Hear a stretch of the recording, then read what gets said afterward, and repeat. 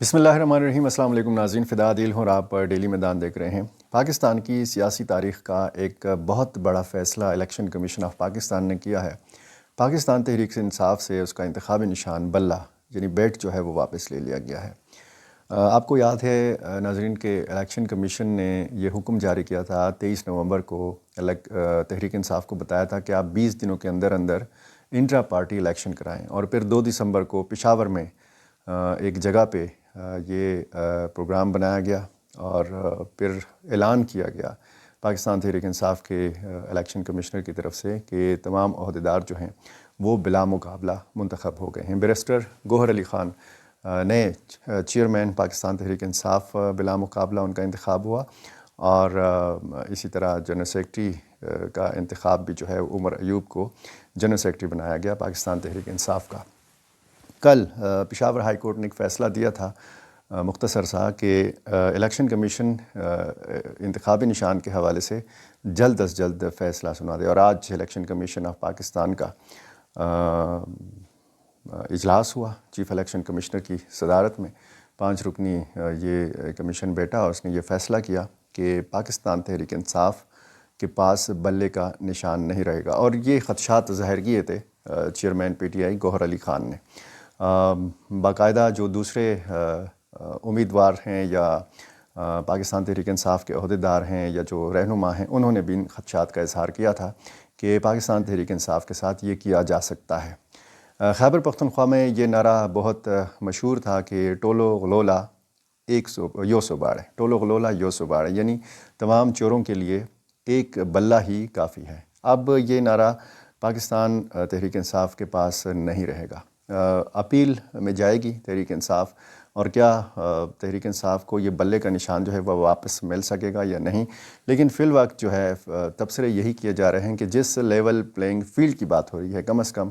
یہ الیکشن جو ہے وہ اس معیار پر پورا نہیں اتر رہا، اور کہا یہ جا رہا ہے کہ جی جو پاکستان تحریک انصاف کے ساتھ کیا جا رہا ہے، جو پاکستان تحریک انصاف کے امیدواروں کے ساتھ کیا جا رہا ہے، ایسا پاکستان کی سیاسی تاریخ میں، پاکستان کی انتخابی تاریخ میں نہیں ہوا۔ 9 مئی کے واقعات جو ہیں وہ ظاہر ہے کہ ایک الگ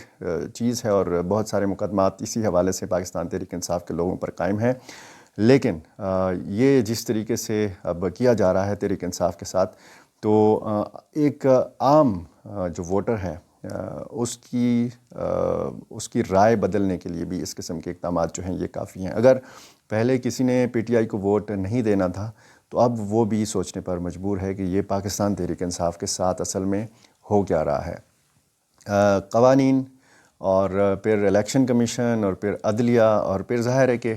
یہ قانونی نکات کی بنیاد پر ہی یہ فیصلے کیے گئے ہیں،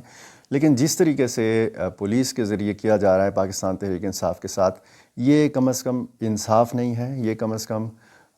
اس کو آپ ظلم قرار دے سکتے ہیں۔ اور پاکستان کی سیاسی تاریخ میں آپ دیکھیں کہ بہت سارے الیکشنز ہوئے ہیں، اور پچھلے الیکشن میں 2018 کے الیکشن میں اسی قسم کے الزامات کا سامنا کیا تھا پاکستان تحریک انصاف نے، اور جس طریقے سے باقی سیاسی جماعتوں کے ساتھ کیا گیا تحریک انصاف کے لیے، تو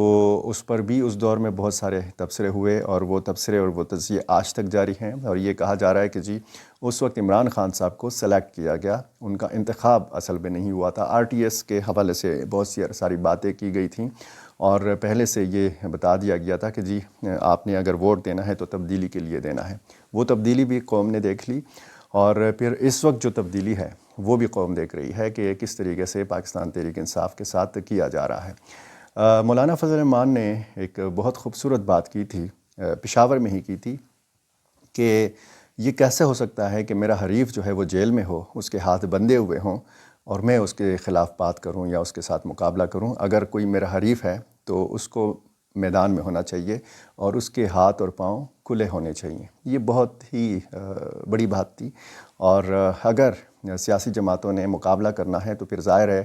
کہ انتخابی میدان میں ہی کرنا ہے۔ یہ عوام کا حق ہے کہ وہ یہ فیصلہ کرے کہ وہ انہوں نے کس کو ووٹ دینا ہے، کس کو ووٹ نہیں دینا۔ اب سوال یہ ہے، اور پی ٹی آئی کے جتنے بھی لوگ ہیں، جتنے بھی سپورٹرز ہیں، وہ یہ کہتے ہیں کہ اگر بلے کا نشان نہیں بھی رہے گا تو پھر بھی ان کا ووٹ جو ہے وہ عمران خان کا ہے، یہ ایک بڑی حقیقت ہے کہ پاکستان تحریک انصاف کا جو ووٹ بینک ہے وہ انٹیکٹ ہے، لیکن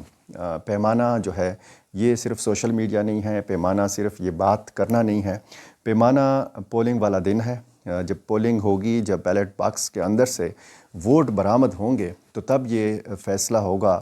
کہ لوگوں نے، عام لوگوں نے کس کے حق میں ووٹ کا استعمال کیا ہے۔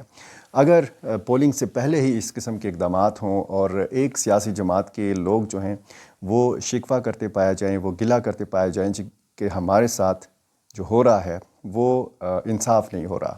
قانون کے مطابق چیزیں نہیں ہو رہی، حالانکہ یہ سارے فیصلے جو ہیں قانونی اداروں کی طرف سے، انصاف کے اداروں کی طرف سے ہی یہ ساری چیزیں ہو رہی ہیں۔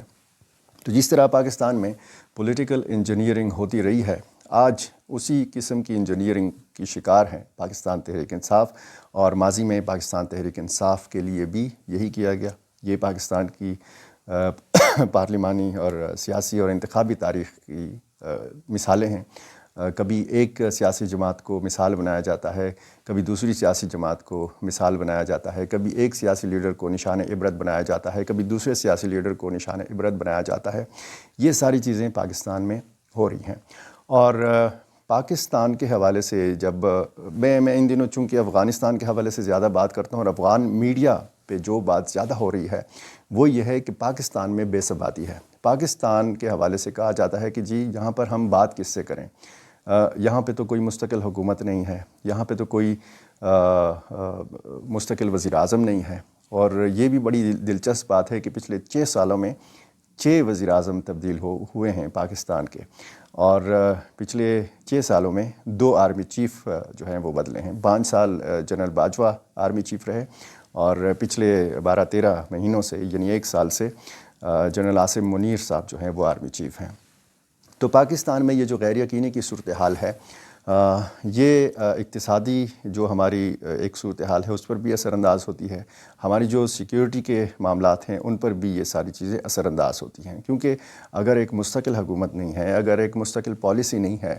تو پھر ظاہر ہے کہ بہت سارے معاملات ہمارے بگڑیں گے۔ اب اگر پاک افغان کشیدگی کے حوالے سے بات کی جائے تو یہ بہت زیادہ ایک بدقسمتی کی بات ہے کہ ہمارا ایک ایسا پڑوسی کہ جس کے ساتھ ہمارے صدیوں کے رشتے ہیں، لسانی رشتے ہیں، ثقافتی رشتے ہیں، مذہبی رشتے ہیں، اور پھر آپ دیکھیں کہ ازدواجی رشتے ہیں،